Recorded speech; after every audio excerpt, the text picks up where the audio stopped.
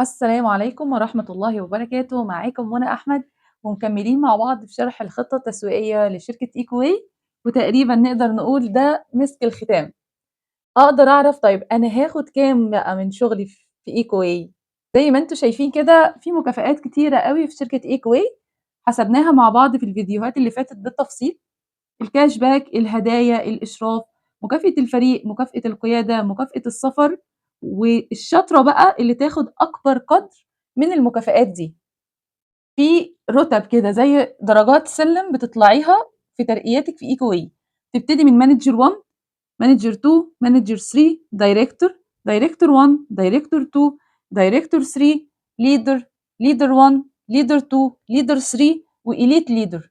في 12 رتبة في شركة ايكوي. احنا النهارده هنحسب مع بعض راتب الدايركتور 1. تعالوا نشوف مع بعض ازاي نحسب راتب المديرة في شركة ايكوي. أنا رسمت شكل تخيلي للشجرة اللي احنا هنحسب عليها. افترضت ان الدايركتور 1 دي عاملة مبيعات شخصية ب100 نقطة، وهي معينة معاها 5 بنات، منهم دايركتور، مانجر 3، مانجر 2، مانجر 1، وبنات بدون رتب.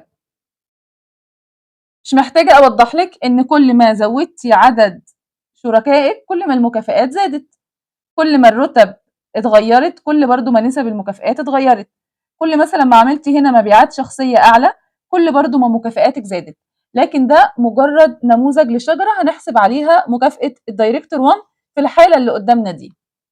كمان عاوزة أقولك إن المكافآت دي مختلفة، يعني كل مكافأة ليها شرط معين بتحققيه بتحصلي عليها، في الآخر بتحصلي على تجميعة للمكافآت دي على حسب الشروط اللي حققتيها في كل مكافأة منهم. مثلا الكاش باك بتاخديه من أول ما تعملي ب50 نقطة، فهي هنا عاملة 100 نقطة، فأكيد هيكون ليها كاش باك، واحنا حسبناها في فيديو الكاش باك ازاي بنحسبه، وقلنا ان احنا بنقول 100 اللي هي عدد النقاط اللي عاملاها ناقص 50 في 40% في 16 يساوي، على الآلة الحاسبة يطلع لنا الفلوس اللي هتنزل لها نتيجة بيعها للمنتجات. اكتب معاكم المعادلات كلها، بعد كده نحسب على الآلة الحاسبة النواتج بكل سهولة. تمام. الهدايا زي ما شرحنا قبل كده، الهدايا بتكون ليها مستويات 10%، 20%، 40%. هي عاملة هنا أقل مستوى اللي هو ال10%، والهدايا بتحصلي عليها من أول 100 نقطة، ما بتخصميش منها ولا حاجة. فهي عاملة 100 نقطة، هتضربي في 10% في 20 قيمة الهدايا، وتشوفي هيطلع لك هي هتاخد بكام فلوس هدايا. عندنا مكافأة الإشراف بتاخديها على كل عضوة شغالة معاكي ومفعلة كودها ب50 نقطة أو أكتر. هي هنا بتاخد 1 2 3 4 5، معاها 5 بنات، بتاخد 320 جنيه على كل واحدة. فعندنا هنا 320 في 5، هنشوف هتطلع كام. مكافأة الفريق بتاخديها على الرتب الفريق اللي معاكي من بدون رتب، أو مانجر 1 أو مانجر 2 أو مانجر 3. هنا هي دايركتور 1، فبتاخد نسبة 24% على الناس اللي هي بدون رتب، وهتاخد 18% على المانجر 1، و12% على المانجر 2، و6% على المانجر 3، يعني 24 كاملين لو بدون رتب. هنا المانجر 1 هي هتاخد 6 يبقى لي 18، هي هتاخد 12 يبقى لي 12، هنا هي هتاخد 18 انا يبقى لي 6. فبالتالي مكافأة الفريق بتحسبيها لكل فرع منفصل، وفي الآخر بيتجمعوا مع بعض.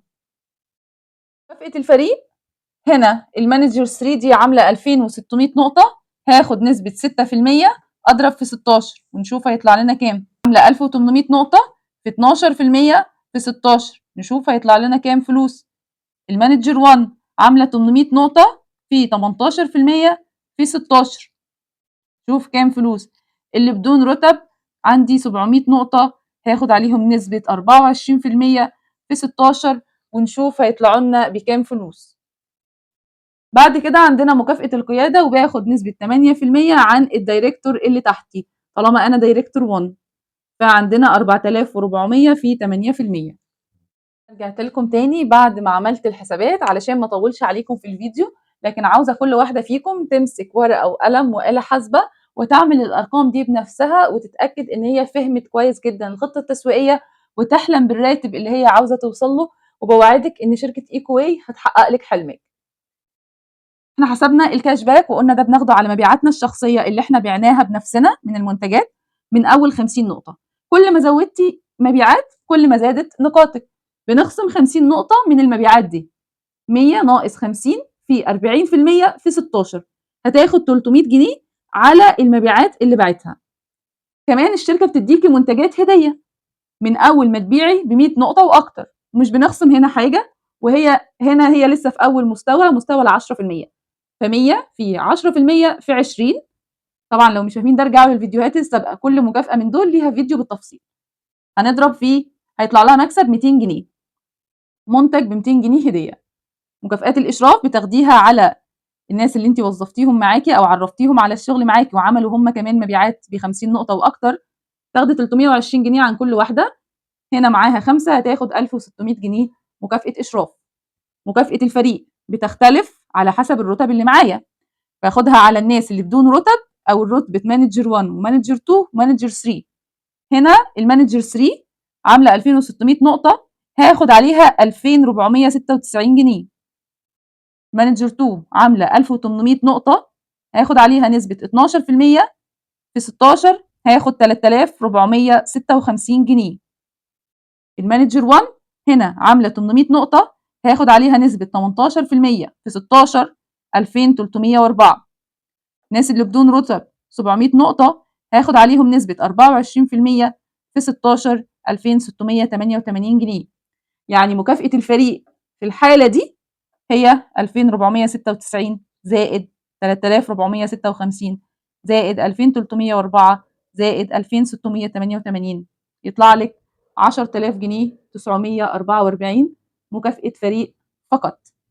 طبعا الشركة ما شاء الله تبارك الله السيستم بتاعها قوي جدا وبيحسب لك مكافآتك دي في كل سهولة مع تقفيل كل شهر، لكن ده ما يمنعش ان انت تكوني فاهمة ازاي المكافآت دي بتتحسب وتحسبيها بايدك كل شهر. بعد كده عندنا مكافأة القيادة، بتاخديها بس على الدايركتور اللي تحتك، تاخدي نسبة 8% لو هو في خطك الأول. الدايركتور دي عاملة 4400 نقطة في 8% في 16، فكده هاخد مكافأة قيادة 5632 جنيه. في حالة الدايركتور 1 اللي قدامنا دي كمان بتنزل لها مكافأة سفر 3200 جنيه. مكافأة السفر دي بتتصرف في السفر بس، تدفعي منها تيكت لحفلة، تيكت طيارة، تيكت مثلا او رحلة لشرم، رحلة الغردقة، للعلمين، لتركيا، لأي ايفنت وأي مكافأة أو أي مكان الشركة بتروحه تقدري تحاسبي عليه من مكافآت السفر دي، شهر ورا شهر بتتجمع لك وتقدري تصرفي منها. زي ما انت شايفة ما شاء الله تبارك الله المكافآت كتير.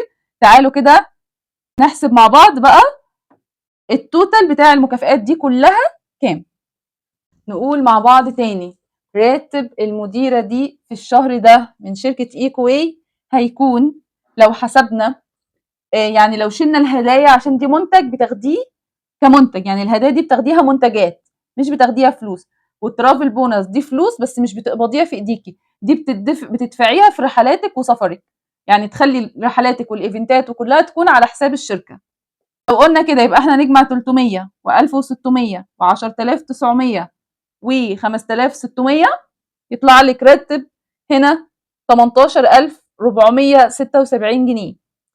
18476 جنيه، ولو ضفنا عليهم بقى مكافأة السفر والهدايا راتب 21876 جنيه. 21876 جنيه. وارجع اذكركم تاني ده راتب الدايركتور 1، نموذج من الدايركتور 1. تخيلي لو انت دايركتور 2، دايركتور 3، ليدر، ليدر 1، ليدر 2، ليدر 3، اليت ليدر. يعني عاوزه اقول لك ده 21000 ده بدايه السلم تقريبا، بدايه الربح الحقيقي، بدايه الحريه الماليه. فاحلمي وانت في بيتك من خلال تليفونك وسط ولادك، وإيكوواي هيحقق لك الحلم. ناس بتقول انا مستقليه الكاش باك، انا مستقليه الهدايا، هتفضلي مستقلياهم ومستقليه الربح طول ما انت ما شفتيش مكافآت الشركه الحقيقيه. بلك طبعا الفرق على ال100 نقطه، لو حد عامل 100 نقطه وهو بدون فريق هيكسب 500 جنيه، او هنا بالظبط 320 جنيه عفوا، يعني هنا 320 جنيه، هنزود بقى 20 جنيه في كل الحسابات دي، تكسبي كام؟ 520 جنيه.